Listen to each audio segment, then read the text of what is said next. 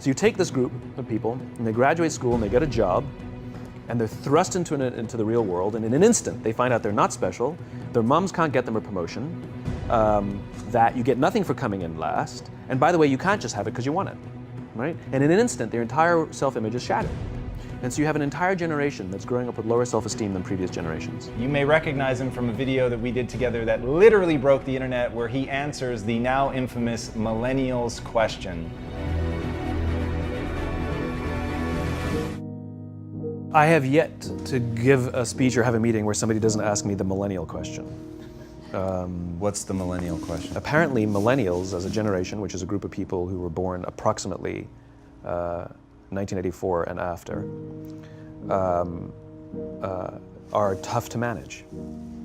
And they're accused of being entitled and narcissistic, self-interested, unfocused, lazy. But entitled is the big one.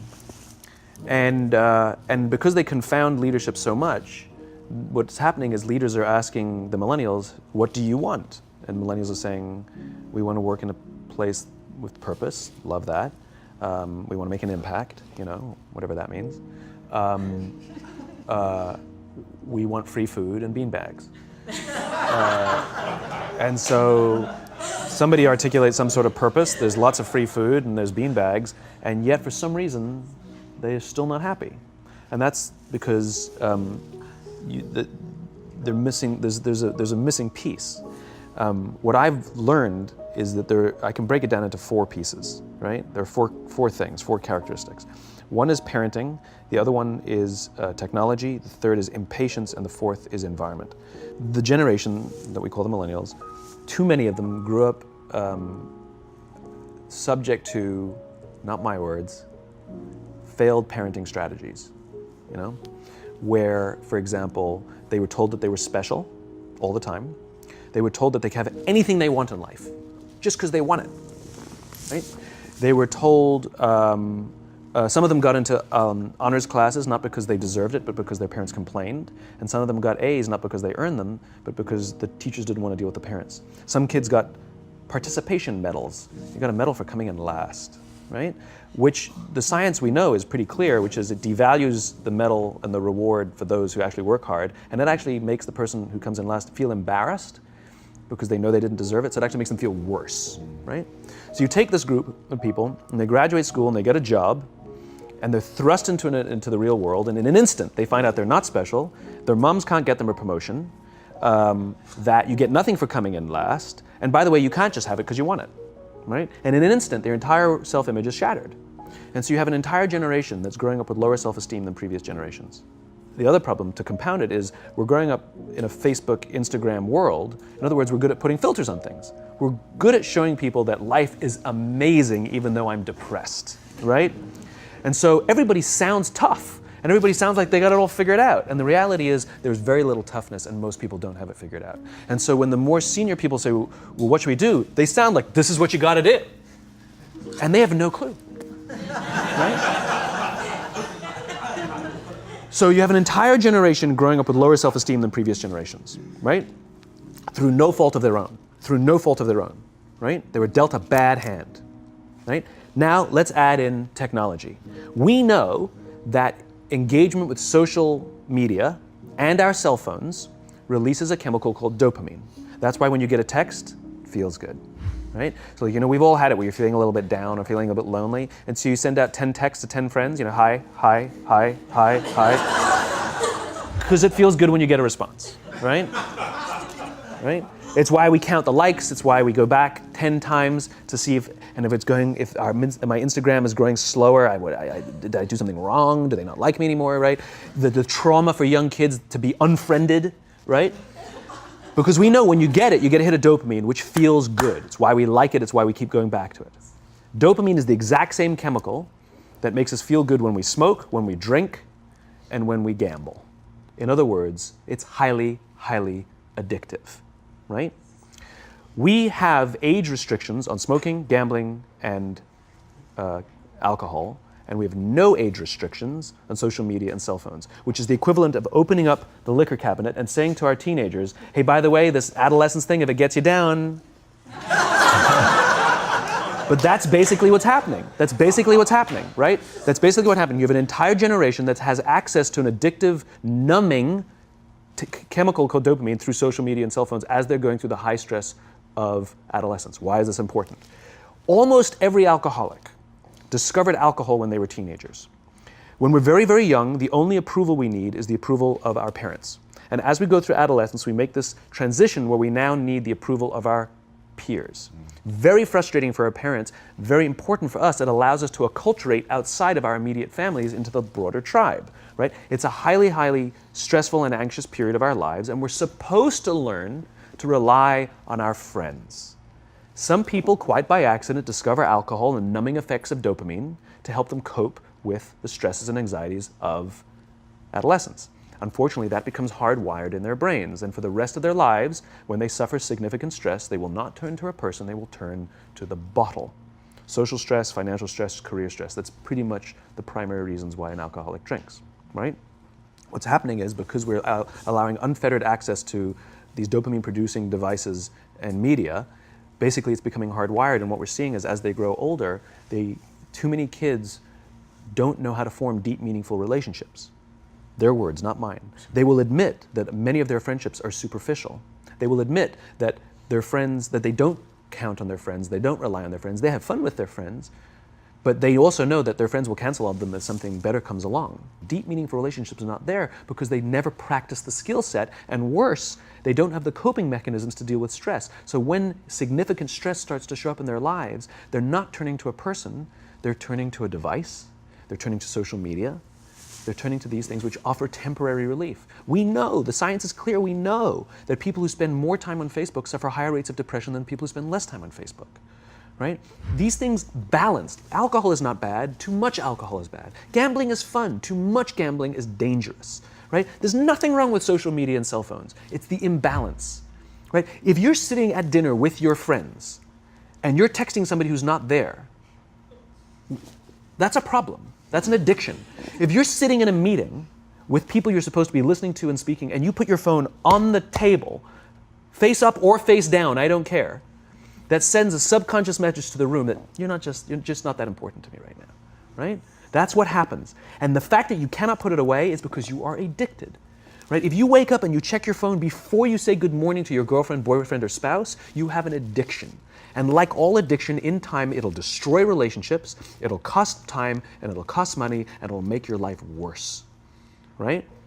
So you have a generation growing up with lower self-esteem that doesn't have the coping mechanisms to deal with stress, right? Now you add in the sense of impatience, right? They've grown up in a world of instant gratification. You want to buy something, you go on Amazon, it arrives the next day.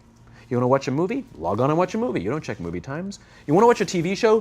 Binge. You don't even have to wait week to week to week, right? I know people who skip seasons just so they can binge at the end of the season, right? Instant gratification. You want to go on a date? You don't even have to learn how to be like, hey. You don't even have to learn and practice that skill. You don't have to be the uncomfortable one who says yes when you mean no and says no when you mean no, but yes when you... You don't have to swipe right. Bang, I'm a stud. Right? You don't have to learn the social coping mechanisms, right? Everything you want, you can have instantaneously. Everything you want, instant gratification, except job satisfaction and strength of relationships. There ain't no app for that. They are slow, meandering, uncomfortable, messy processes. And so I keep meeting these wonderful, fantastic, idealistic, hardworking, smart kids. They've just graduated school. They're in their entry-level job. I sit down with them and I go, how's it going? They go, I think I'm going to quit. I'm like, why? They're like, I'm not making an impact. I'm like, you've been here 8 months. You know? It's as if they're standing at the foot of a mountain and they have this abstract concept called impact that they want to have in the world, which is the summit. What they don't see is the mountain. I don't care if you go up the mountain quickly or slowly, but there's still a mountain. And so what this young generation needs to learn is patience. That some things that really, really matter, like love, or job fulfillment, joy, love of life, self-confidence, a skill set, any of these things, all of these things take time. Sometimes you can expedite pieces of it, but the overall journey is arduous and long. and difficult. And if you don't ask for help and learn that skill set, you will fall off the mountain, or you will, the worst case scenario, and we're already seeing it, the worst case scenario is we're seeing an increase in suicide rates, we're seeing an increase in this generation, we're seeing an increase in accidental deaths due to drug overdoses, we're seeing more and more kids drop out of school or take leaves of absence due to depression, unheard of. These are all, this is really bad. The best case scenario, those are all bad cases, right? The best case scenario is you'll have an entire population growing up and going through life and just never really finding joy. They'll never really find deep fulfillment in work or in life. They'll just waft through life and it'll be just, it's fine. How's your job? It's fine. It's the same as yesterday. How's your relationship? It's fine. Like that's the best case scenario. Which leads me to the fourth point, which is environment, which is we're taking this amazing group of young, fantastic kids who are just dealt a bad hand. It's no fault of their own. And we put them in corporate environments that care more about the numbers than they do about the kids. They care more about the short-term gains than the long-term life of this young human being. We care more about the year than the lifetime, right? And so we are putting them in corporate environments that aren't helping them build their confidence, that aren't helping them learn the skills of cooperation, that aren't helping them overcome the challenges of a digital world and finding more balance, that isn't helping them overcome the need to have instant gratification and teach them the joys and impact and the fulfillment you get from working hard on something for a long time that cannot be done in a month or even in a year. And so we're thrusting to them in corporate environments, and the worst part about it is they think it's them. They blame themselves. They think it's them who can't deal. And so it makes it all worse. It's not. I'm here to tell them it's not them. It's the corporations, it's the corporate environments, it's the total lack of good leadership in our world today that is making them feel the way they do. They were dealt a bad hand, and I hate to say it, but it's the company's responsibility. Sucks to be you, like we have no choice, right? This is what we got, and I wish that society and their parents did a better job. They didn't. So we're getting them in our companies, and we now have to pick up the slack. We have to work extra hard to figure out the ways that we build their confidence. We have to work extra hard to find ways to teach them the social skills that they're missing out on. There should be no cell phones in conference rooms. None. Zero. And I don't mean the kind of like sitting outside waiting to text. I mean like when you're sitting and waiting for a meeting to start, this is what we all do. We all sit here and wait for the meeting to start. Meeting starting? Okay. And we start the meeting. No, that's not how relationships are formed. Remember we talked about it's the little things? Relationships are formed this way. We're waiting for a meeting to start and we go, how's your dad? I heard he was in the hospital. Oh, he's really good. Thanks for asking. He's actually at home now. Oh, I'm really glad. It was really amazing. I know, it was really scary for a while. That's how you form relationships. Hey, did you ever get that report done? Oh my God, no, I didn't. I'll help you out. Can I help you out with that? Really? That's how trust forms. Trust doesn't form at an event in a day. Even bad times don't form trust immediately. It's the slow, steady consistency. And we have to create mechanisms where we allow for those little innocuous interactions to happen. But when we allow cell phones in conference rooms, we just, okay, have the meeting. And then my favorite is like when there's a cell phone there and you go like this, you go. It rings and you go. I'm not going to answer that. Like, Mr. Magnanimous, you know? When you're out for dinner with your friends, like I do this with my friends. When we're going out for dinner and we're leaving together, we'll leave our cell phones at home. Who are we calling? Maybe one of us will bring a phone in case we need to call an Uber or take a picture of our meal. That's what I was saying, come on. I'm an idealist, but I'm not insane. You know? Not a heathen. I mean, it looked really good. We'll take one phone.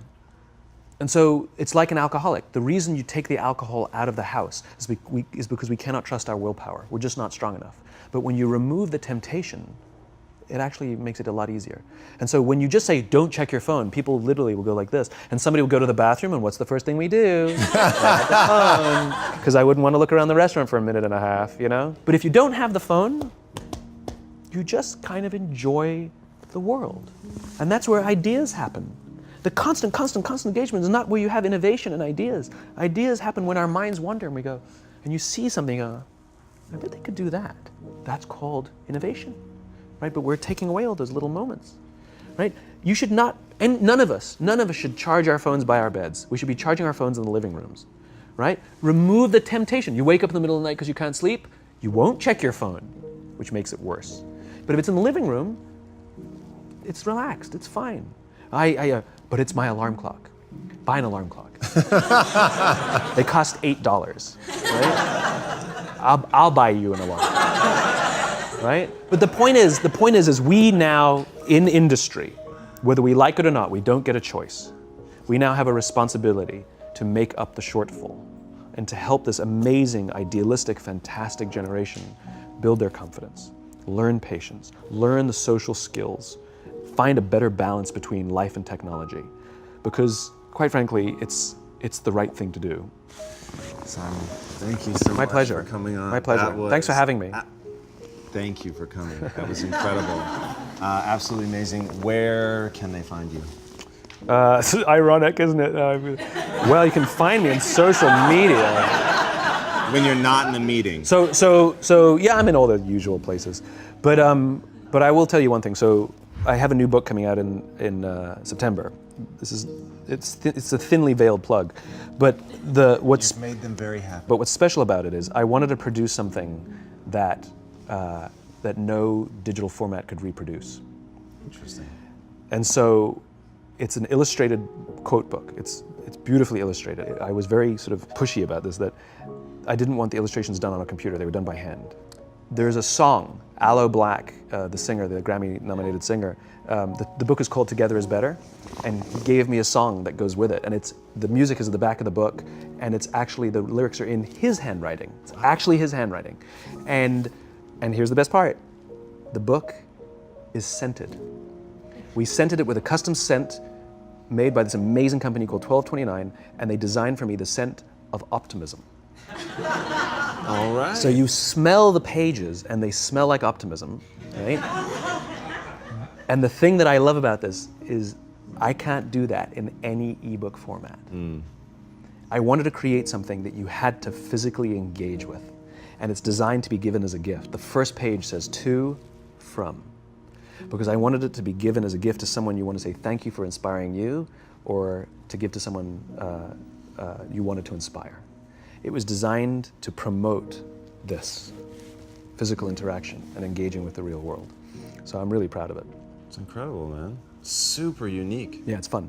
I hope it does smashingly well, as your other you. books have, and have given so much to people, and it's just really, really been incredible. And what you shared with us today, man, honestly. Thank you. Absolutely wonderful. Appreciate it. Thank you very much. so much. Truly, thank you for having me.